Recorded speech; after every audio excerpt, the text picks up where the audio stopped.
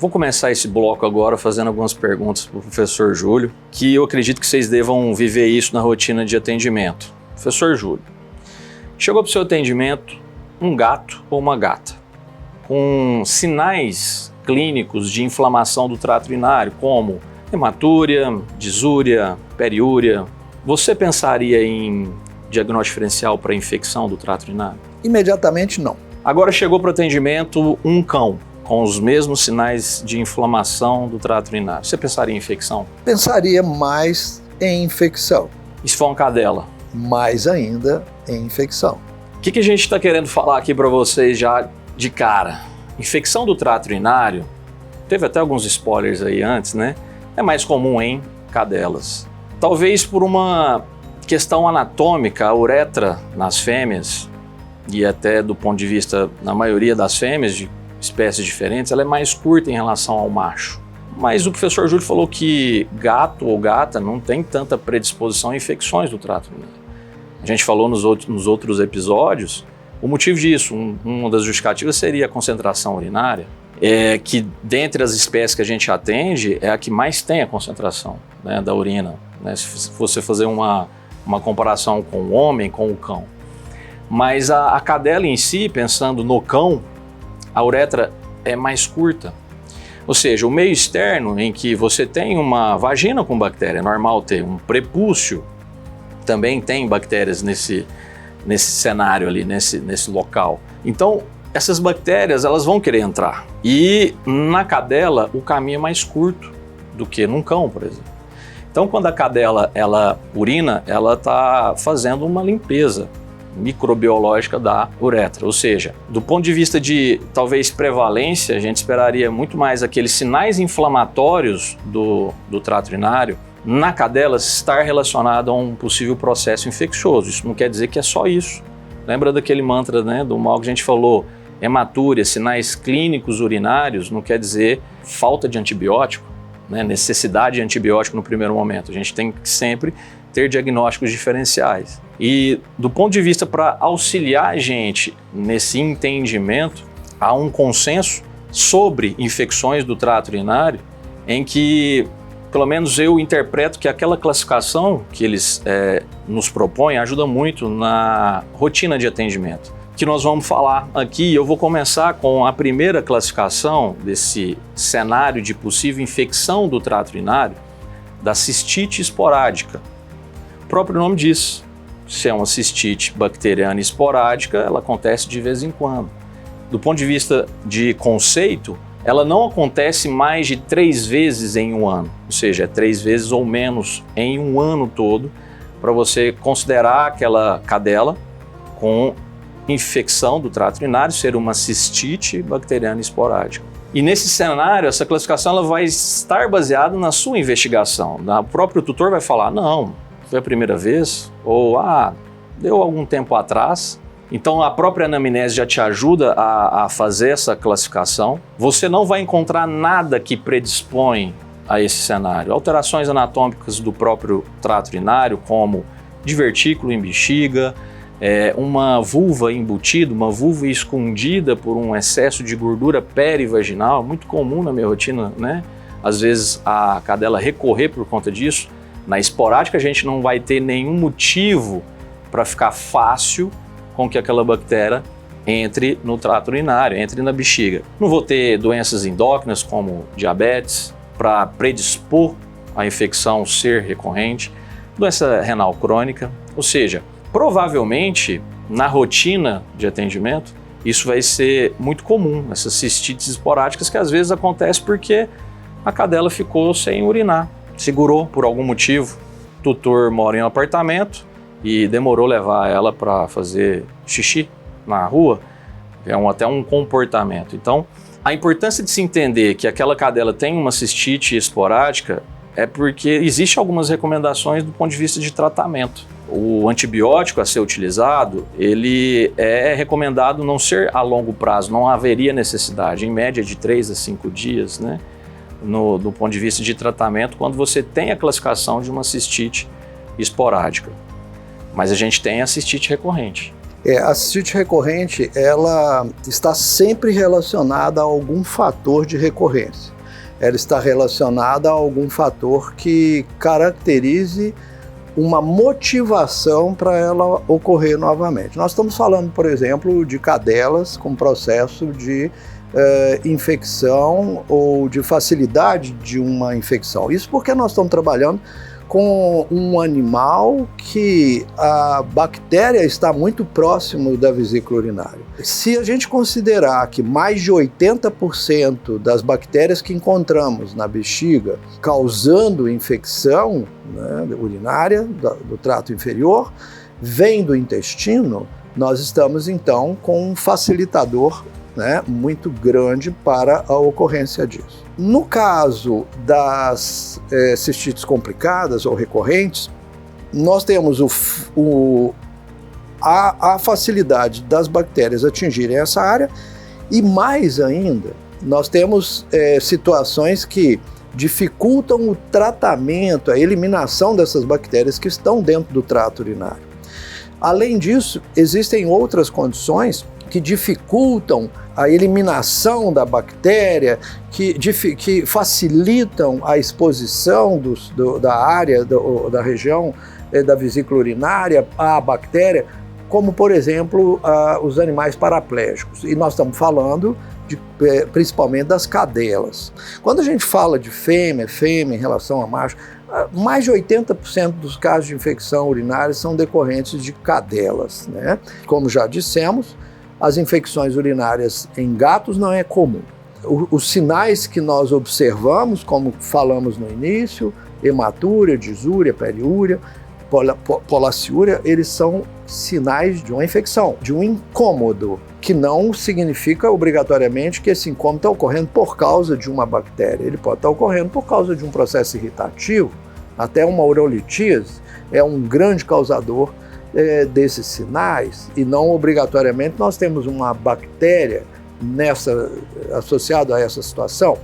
Então, quando a gente fala de distância, se nós estamos falando que a principal bactéria é intestinal, a distância que essa bactéria tem que percorrer da região anal à vesical na fêmea é curta, nos cães, nas cadelas, e nos machos, né, dos cães, o percurso é muito grande. A dificuldade, obviamente, para elas atingirem essa região é muito maior.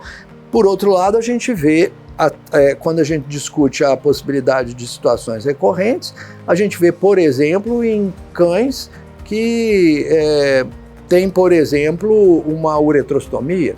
Ele se torna um animal que a uretra se torna mais curta, a distância entre a região anal e a região dessa uretrostomia e a bexiga se torna mais curta, então ele tem mais propensão a processos infecciosos, doentes renais crônicos, principalmente por causa da diminuição da densidade urinária. Como a gente comentou também, a diminuição da densidade urinária nos gatos facilita também, né, para um fator de desenvolvimento, crescimento bacteriano.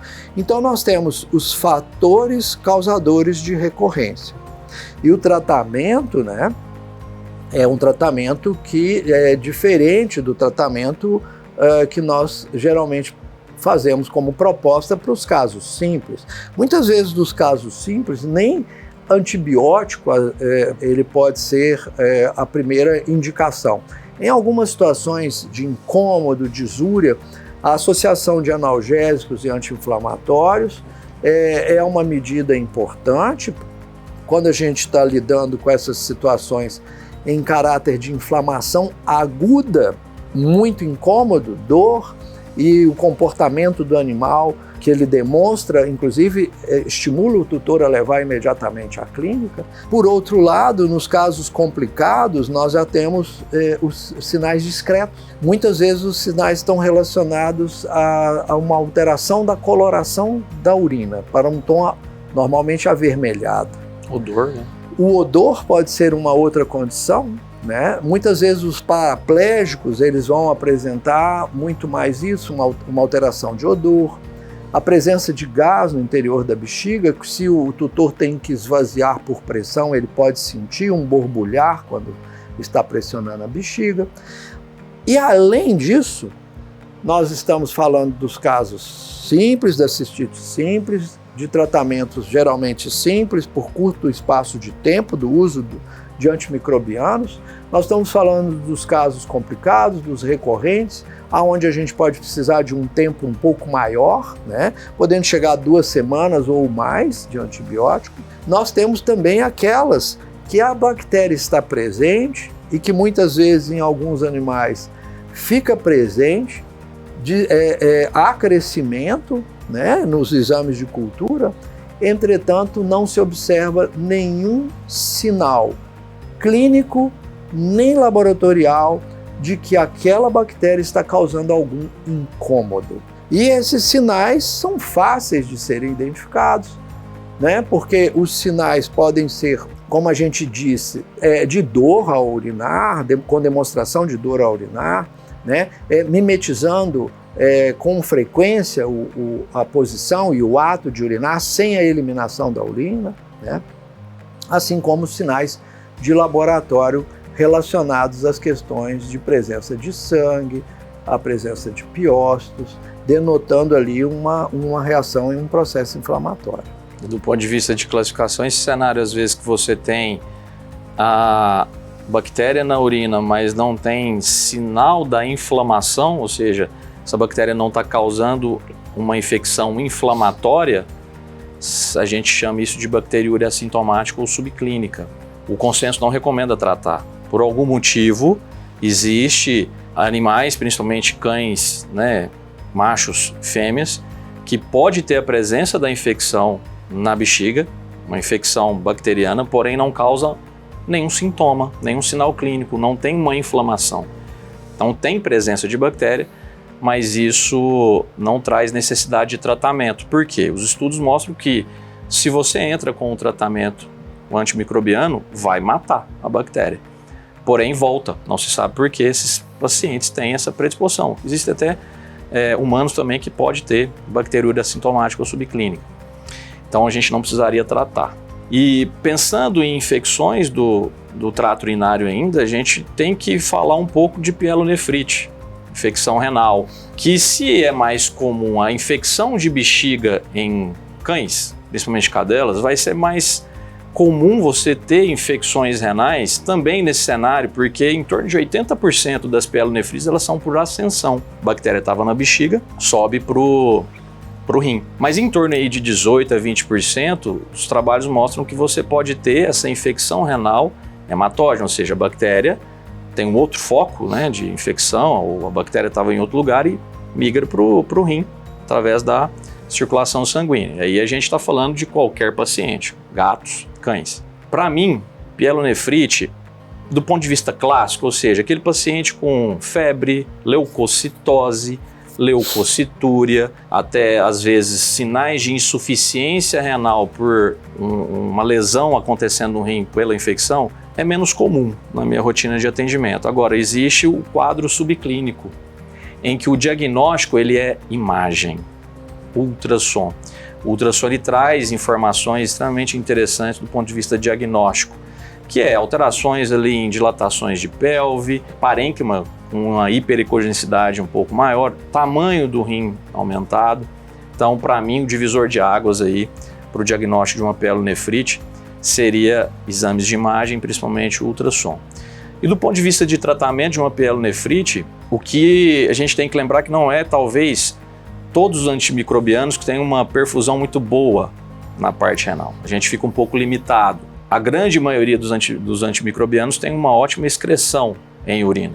Agora, quando a gente precisa de uma perfusão renal, a gente é um pouco limitado, ficando aí basicamente com as quinolonas sendo as primeiras, né, opções de tratamento para pielonefrite e algumas cefalosporinas de terceira, quarta geração. E ainda a gente pensando em macho, tem a prostatite. E a prostatite, ela, da mesma forma quase que as pielonefrites, não se trata de uma ocorrência frequente. Muitas vezes há uma associação dos processos inflamatórios infecciosos da próstata com alguma condição, muitas vezes até de hiperplasia, e que se associa também à bexiga. Então, muitas vezes você pode identificar uns sinais de infecção, inflamação da vesícula urinária, mas tem uma correlação com a próstata. Algumas podem sinalizar também com uma alteração de imagem, né? Apresentam sinais de alterações de imagem sugestivas de processos, até de alguns abscessos, né?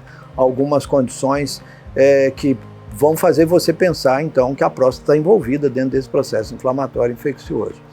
Agora, de uma maneira ou de outra, o que vai determinar, né, a necessidade de um tratamento é a identificação não só da ocorrência de um processo inflamatório, mas obviamente da identificação e confirmação da presença de bactérias.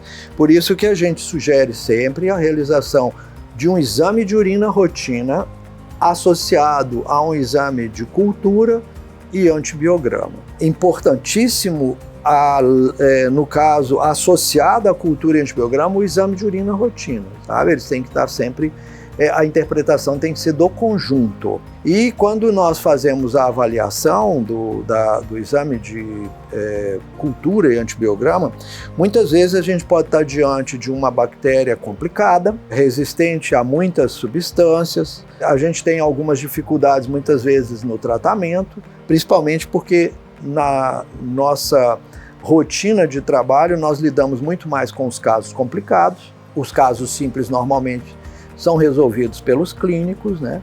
Mas os casos complicados acabam aparecendo um pouco mais nos nossos consultórios.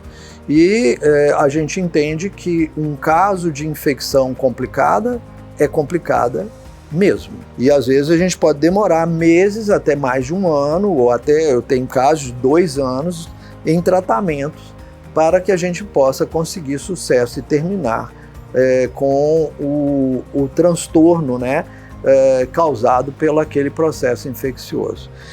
Não significa obrigatoriamente, se eu tenho uma infecção complicada com uma bactéria resistente, né, a muitas substâncias, que eu consigo tratar, não significa que a próxima infecção virá com uma bactéria tão complicada quanto aquela ou pior. Não, às vezes vem uma bactéria que o tratamento é simples, que ela é sensível à maior parte dos medicamentos. Então, uma coisa é propensão, uma coisa é ter fatores que vão causar as infecções recorrentes. Outra coisa é qual a bactéria que está ali naquele momento. São histórias completamente distintas. Então não precisa nem de apavorar muitas vezes quando você tem aquela que você tem pouquíssimo recurso para tratar, mas que você consegue tratar. Não significa então que a próxima vai ser pior do que a anterior. Às vezes é bem mais fácil de tratar.